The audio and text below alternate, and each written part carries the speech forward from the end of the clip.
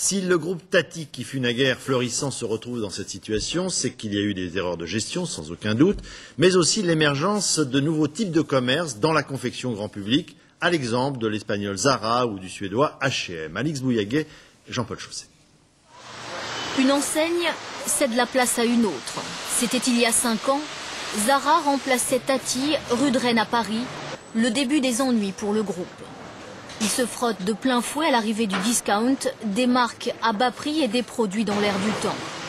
Aujourd'hui, H&M s'en cache à peine, certains emplacements de Tati les intéressent. Il est évident que H&M France est en pleine expansion aujourd'hui et que nous sommes toujours à l'affût de nouveaux emplacements, aussi bien des emplacements de plus de 2000 m², mais aussi des emplacements plus petits, entre 300 et 400 m². Au moment où la concurrence se fait plus rude, Tati se fragilise et se disperse. Il ne croit plus à ce qui a fait son succès, la vente de marchandises à tout petit prix dans une atmosphère de bazar. Tati voit grand, trop grand, les bijoux, les lunettes, les vacances, les robes de mariage.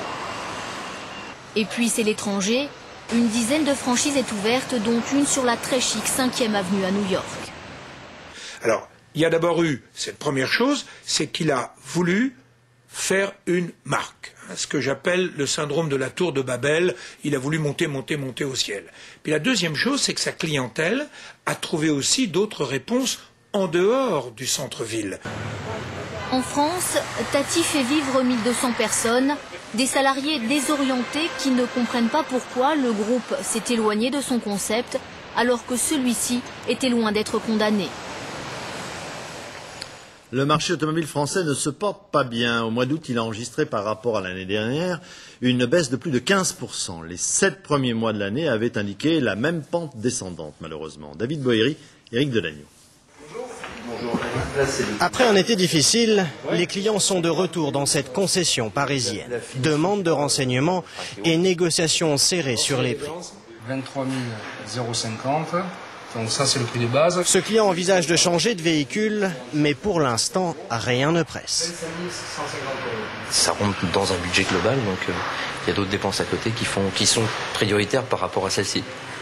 J'ai pas une voiture qui est, c'est pas un tas de boue entre parenthèses, donc elle tient encore le coup. Donc c'est pas forcément ma priorité de l'année, quoi, au niveau de mes achats. En août, les ventes de voitures ont baissé de 15%. Le marché était déjà déprimé et la canicule a fait des dégâts. J'avais une voiture,